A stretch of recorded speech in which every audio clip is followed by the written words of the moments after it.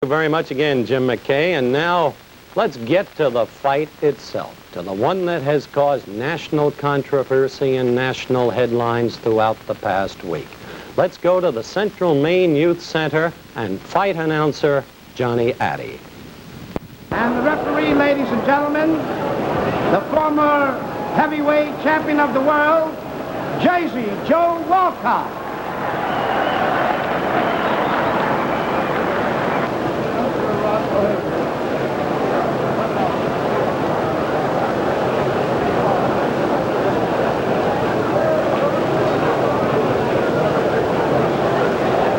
Ladies and gentlemen, Intercontinental Promotions Incorporated, Robert A. Nylon, President, and Arena AA present the main event, 15 rounds, for the heavyweight championship of the world. The principals, introducing from Denver, Colorado, he's wearing black trunks, he weighs 215 1/4, the former heavyweight champion, and now the challenger, Sonny Liston.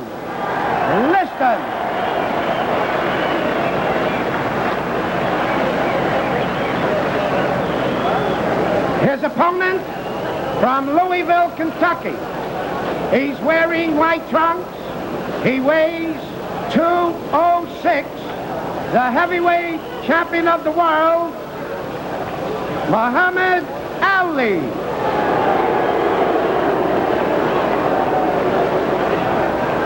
Ladies and gentlemen, Jersey Joe Walcott will now give the instructions. Well, gentlemen, this is a match you both worked very hard for, and I know you're both in good condition. I'm not going to go with a lot of preliminaries. I know you both know the rules of Maine, so I'm in here to enforce them. So I'll say to you, keep your punches up, protect yourself at all times. Good luck. Shake hands, come out fighting.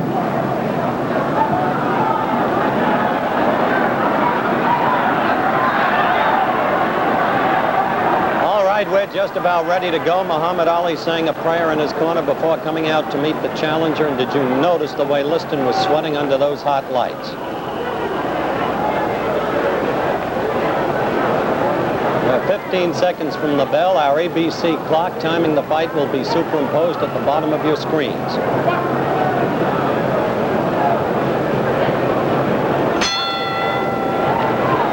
Here we go. Tactics the same as in the first fight. Established almost immediately. Clay moving consistently to the left, virtually in a circle. Liston relying upon the left jab.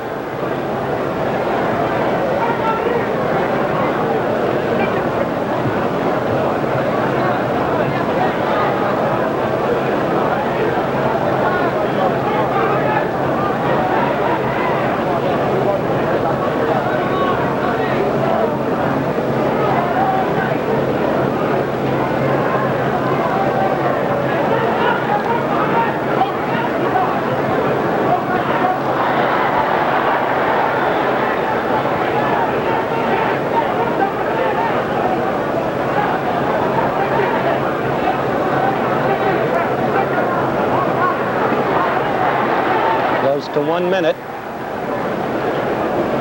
1 minute, the time officially proclaimed by the Maine Boxing Commission as the end of the fight. Good right by Clay.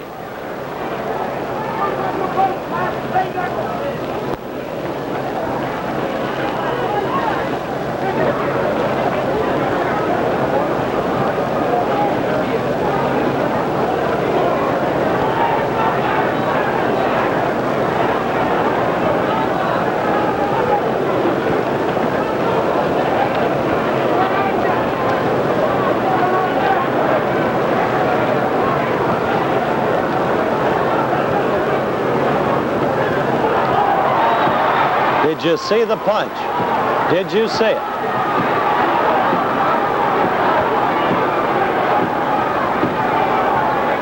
By the ABC clock, 1 minute 53 seconds was 10 seconds after Liston hit the canvas. Walcott never heard the official knockdown timekeeper. Liston never heard a count. Walcott leaves the fighters. Liston still has reflexes. Look at him duck. Now Walcott has gotten information that Liston was down for a count of 10 and more. And so the fight is over, and Muhammad Ali is still the champion in a scene of bedlam, chaos, and confusion.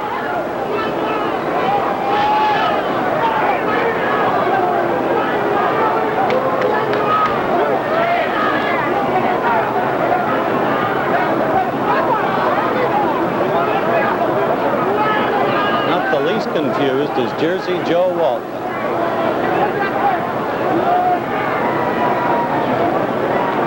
The Liston frustration. Bandages come off. There is the confused one.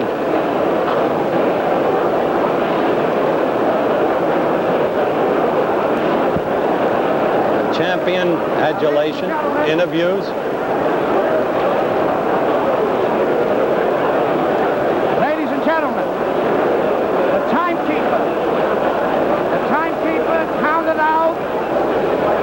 In 1 minute of the first round, 1 minute of the first round, the winner. 1 minute of the first round, the winner by a knockout. And still the heavyweight champion of the world, Muhammad Ali. Isn't that incredible that they should call it 1 minute? Off come the champion's bandages now.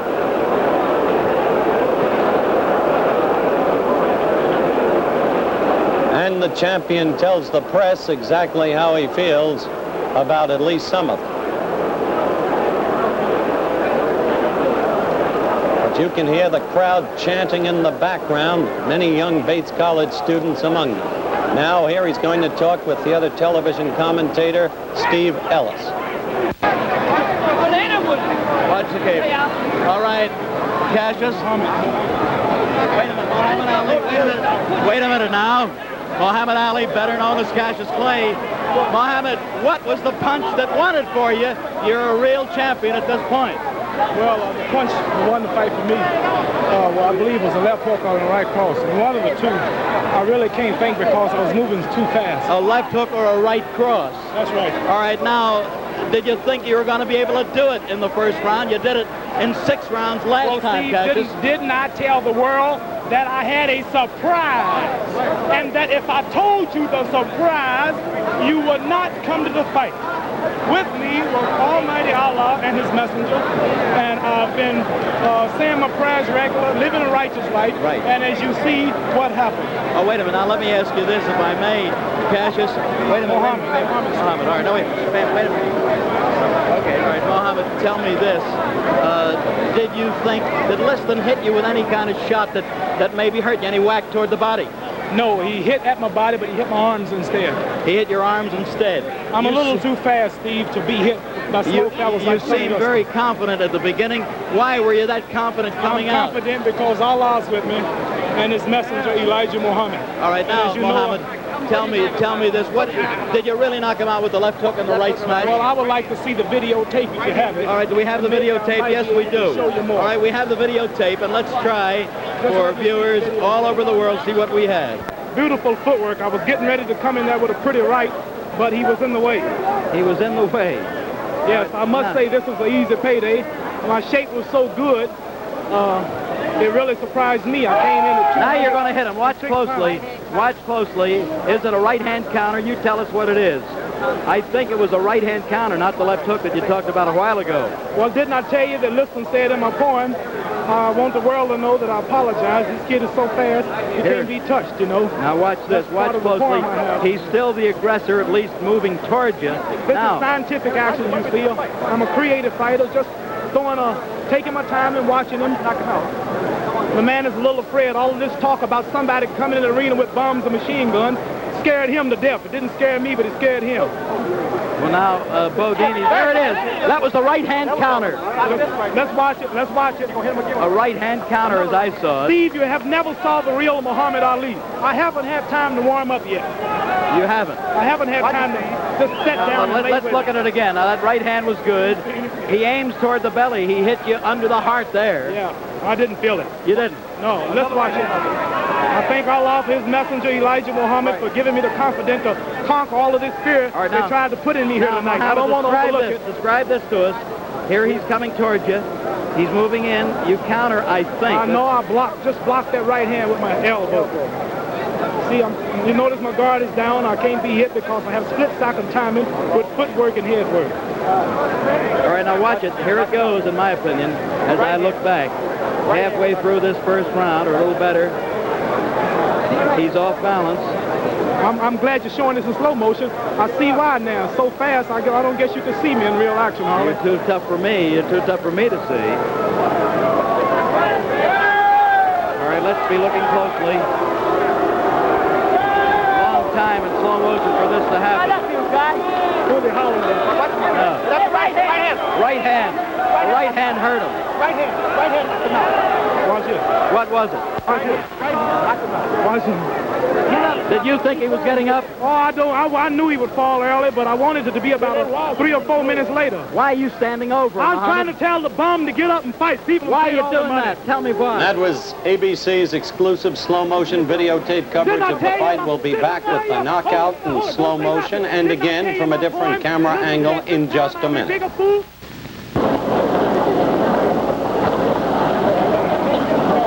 Now once again, here is the knockout in slow motion.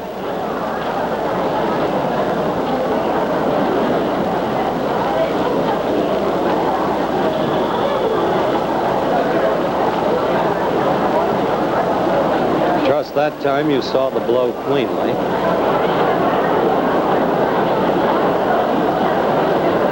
Now observe closely the extraordinary sequence of events that follows. First, the refusal of the champion to go to a neutral corner.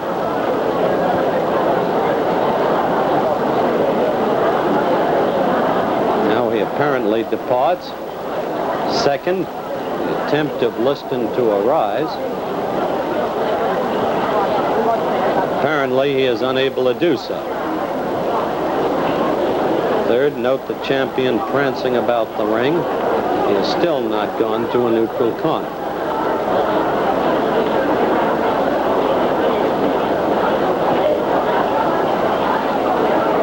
Fourth, the fight actually resumes.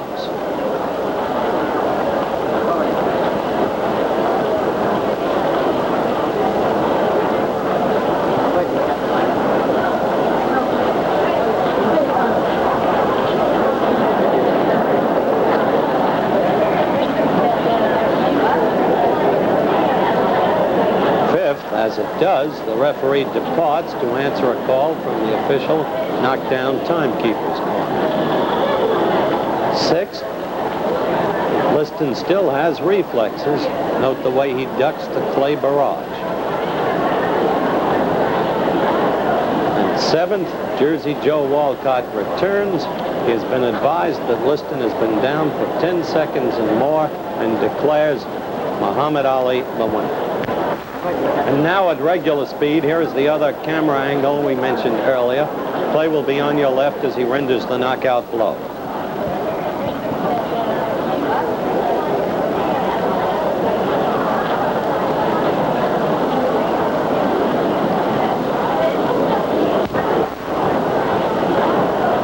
There you saw it once again.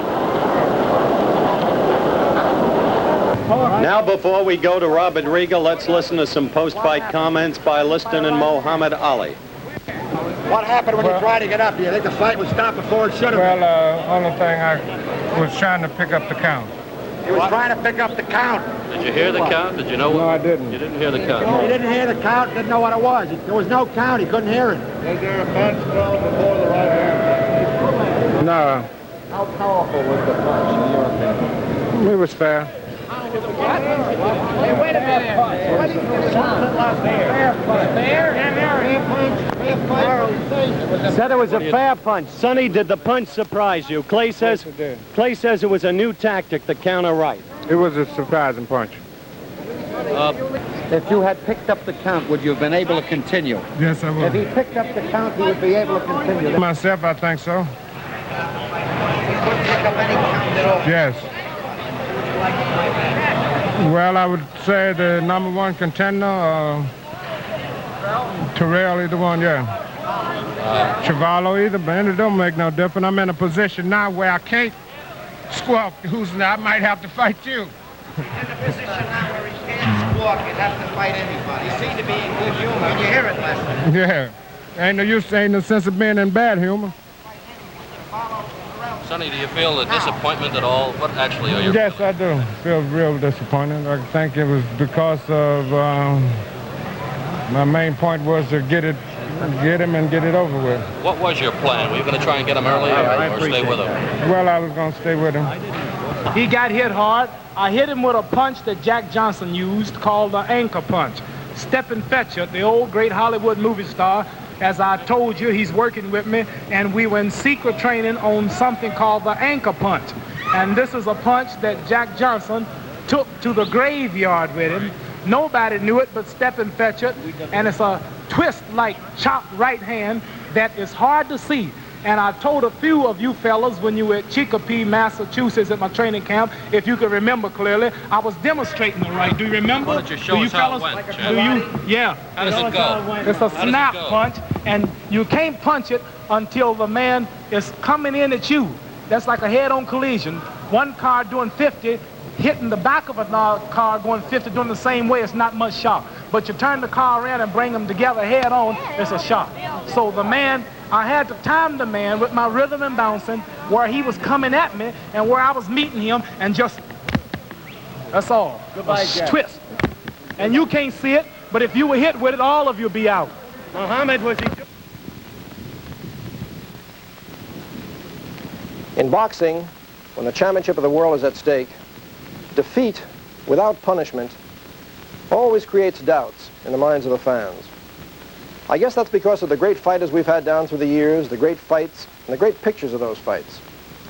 Like this one, the day Jack Dempsey gave a tremendous beating to Gibbons in Shelby, Montana in 1923.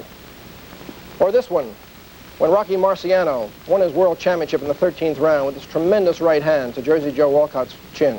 There was never any doubt about this punch or about Marciano causing the damage. Or in the two fights with Eza Charles and the tremendous punishment Charles took and Marciano's battered face. It was all there for everyone to see. But in Lewiston, Maine, in the last heavyweight championship fight between Liston and Clay, there was a great deal of doubt. This is the first punch of the fight. Clay throwing a right hand over Liston's left jab.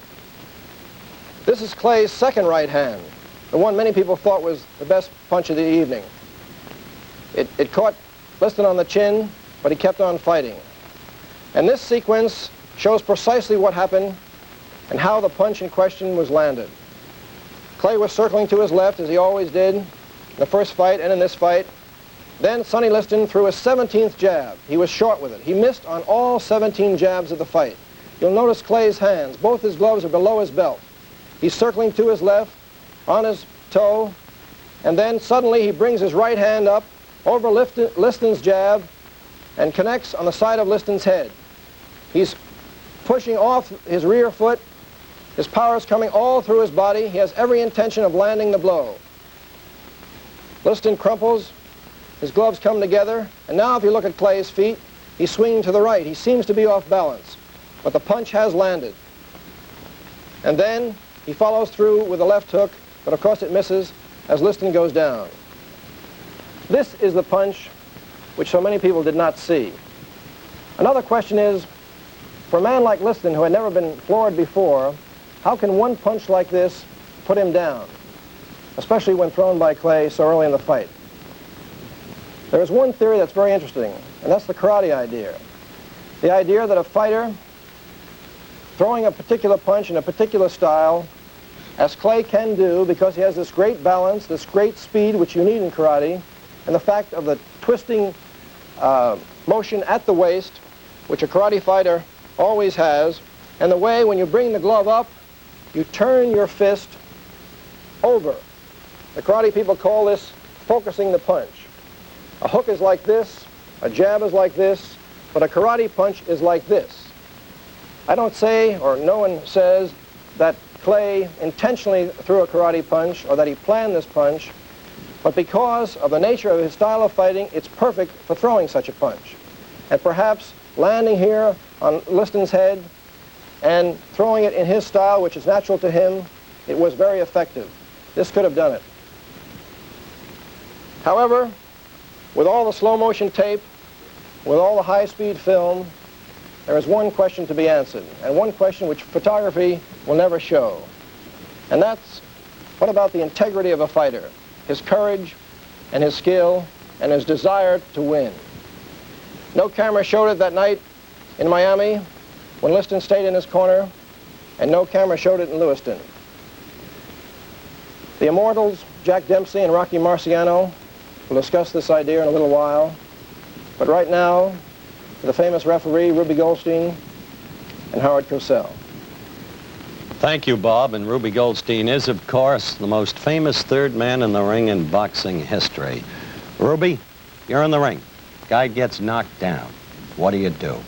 Immediately, I see that the man that's caused the knockdown gets to a neutral corner, and in about 4 seconds, I'm back yelling the count into the man that's on the floor, which I pick up from the knockdown timekeeper. How do you hear it from the knockdown timekeeper? It usually comes to the count of 4. I hear it from the knockdown timekeeper in Madison Square Garden, the Bull clubs, or where they hold the fights. There is a loudspeaker, and it's very easy to hear. But someplace I wound up where you couldn't hear it in some smaller clubs, and we just read the lips of the announcer. Lip reading. Right. All right. Have you ever in your lifetime left the fighters to themselves, one fighter on the floor? No, you don't leave it, and I feel sorry for Joe Walcott. He's a fine man, very honorable man, interested in a lot of good work, but he had a tough man to handle, a man like Clay who kept roaming around in the vicinity where Liston was, yelling to get up, and it was difficult. At the same time, we've got to be reportorial about this, Ruby. Let's have a look. We had a special camera following Walcott during that period of action there, or chaos, however you want to put it. And I'd like your comments about Jersey Joe as we run the film of the fight and see exactly what he does. Now, there's Liston down. Now we're going to be going to Jersey Joe.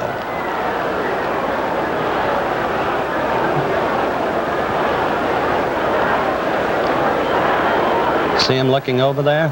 What would you have been doing? Well, if you notice, he's got a little difficulty there with Clay yelling and making motions. But he didn't even go to Clay. Well, he probably don't know where the knockdown timekeeper is sitting, and he probably doesn't hear what he's saying, and he's going over to find out what's going on. It is wrong, but I feel sorry for a fine guy like Walcott. Mm-hmm. And not having heard the timekeeper, his key error was to run over there and then declare the fight over, because you can't declare a fight over, can you, Ruby, if the man is never going to a neutral corner who's not the other man? No, you don't have to count. You can tell the timekeeper to hold up the count, and that's why Dempsey had the long count in Chicago with Gene Tunney. Dempsey didn't go to the corner, and the referee didn't start the count until he did. So henceforth, you had about 4 seconds more in the counter, and he could have done this here as well, but maybe it's the fact that just a once-a-year referee. These fellows don't referee too often. Sometimes once a year, twice a year, then 3 years goes by and they don't referee, and you can forget sometimes. Anybody can make a mistake. I've made them too. Yeah, but so few and far between. Thank you so much, Ruby. Thank you, Howard. Ruby Goldstein, of course, and we'll be back with the man who was involved in the long count, Jack Dempsey, Rocky Marciano, Jimmy Cannon, the great sports writer, Bill Hines, the editor of the Fireside Book of Boxing, in a moment, right after this message. This is Jack Dempsey, a legend in his time.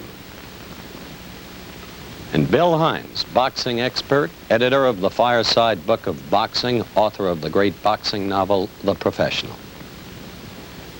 Jimmy Cannon, the distinguished syndicated columnist of the Hearst Press. The hard rock from Brockton, Rocky Marciano, who never tasted defeat.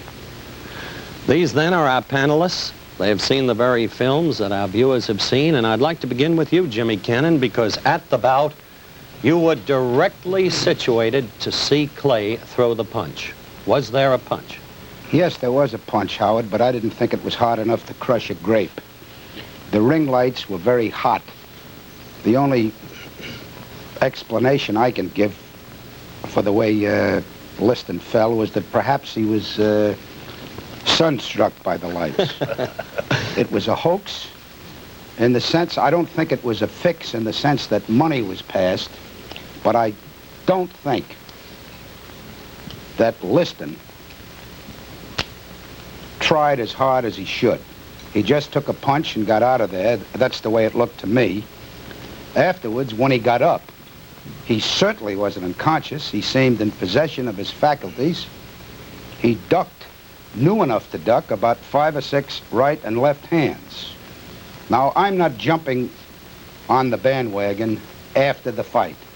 Before the fight, I refused to pick a winner because I didn't like the circumstances of it. People connected with it.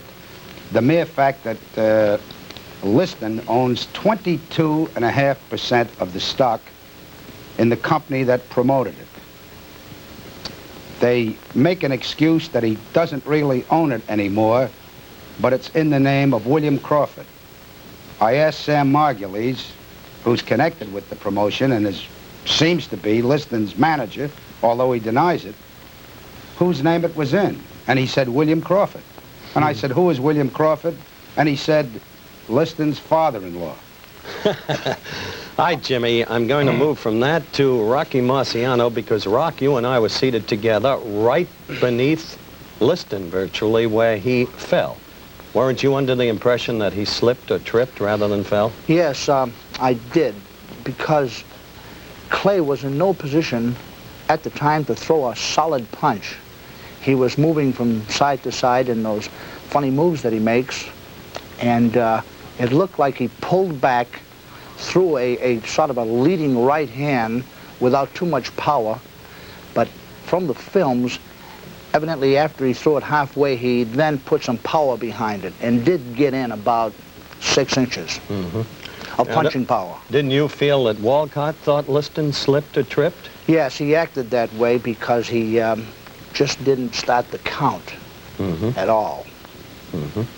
Well, here's a good chance, gentlemen, for a break. We'll get to Bill Hines and Jack Dempsey in just a minute, so let's take 60 seconds out for another kind of sport, shall we?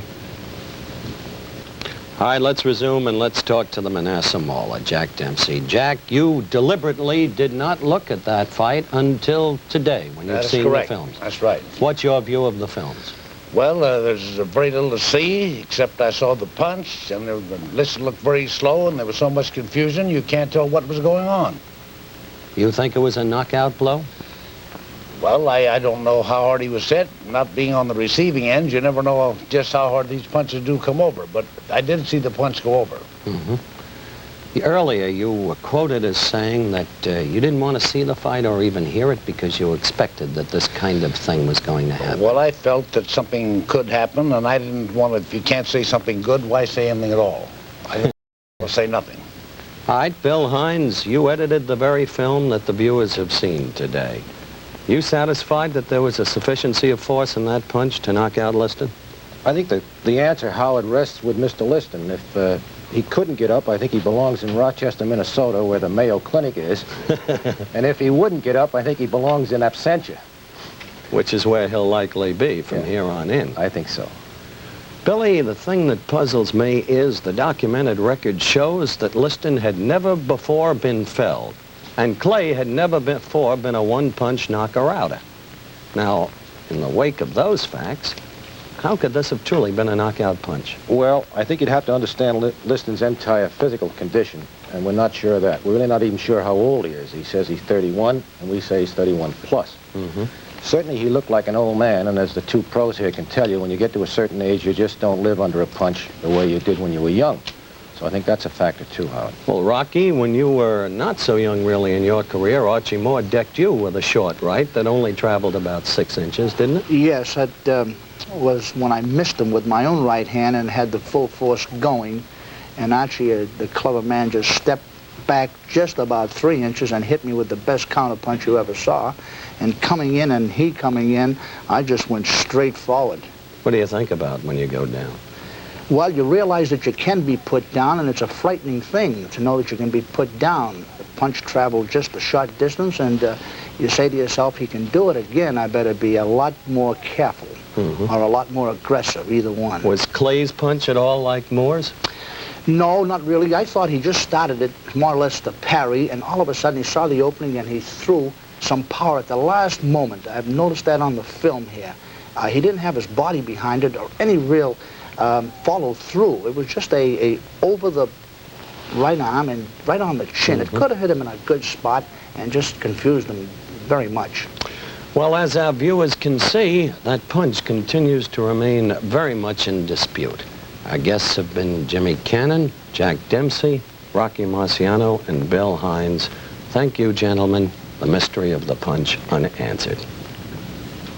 That's the way it was that May 25th, 1965 in Lewiston, Maine, in a high school hockey rink where they had a heavyweight championship fight. The big questions remain unanswered. Yes, there was a punch, but was it of sufficient force to knock out a man who had never been floored before? What about the referee, Jersey Joe Walcott, and his total confusion? Incidentally, Jersey Joe was invited to appear on this show, but was unavailable. Had he counted, could Liston have been up in time? Did Liston really, for that matter, get a fair shake? And what about all of the other bizarre circumstances attendant upon the fight? The way it got, for instance, to Liston. Well, some say this was the end of boxing. Congress may bring in a federal boxing commission. Some states want to wipe out boxing. But this may, in fact, have been a new beginning, because Floyd Patterson, now in Sweden, says he's been promised a fight in the fall. And right now, there's a man in the ring, George Chavallo, and there he is, who wants to fight the heavyweight champion. He's ready at that moment. He may get the next shot. Indeed, this may be a new beginning. That's the story of the big fight, Muhammad Ali against Sonny Liston. What about next week on Wide World of Sports? Well, next week, ABC's Wide World of Sports will be at the Commodore Hotel in New York City for the World Pocket Billiards Championship. Luther Wimpy Lassiter will be defending his title against Joe Balsas. Lassiter and Balsas meet in the finals of this competition involving an outstanding field of America's pocket billiards players. Also next week, we'll present an outstanding topical event of international significance. So be sure to check your local listings for ABC's Wide World of Sports next week. The executive producer of ABC's Wide World of Sports is Rune Arledge. The Clay Liston segment was produced for ABC by Jim Spence and Jim Colligan and directed by Marshall Diskin, Bob Delaney, and John Sedgwick. Parachuting coverage produced by Jack Lubell and directed by William Bennington. Today's remote pickups were by ABC New York and Hollywood. Nationwide and worldwide travel arrangements for ABC's Wide World of Sports made through and promotional consideration furnished by TWA Trans World Airlines. Remember to check your local listings for ABC's Wide World of Sports next week. Now, this is Howard Cosell saying so long. Preceding program was pre-recorded.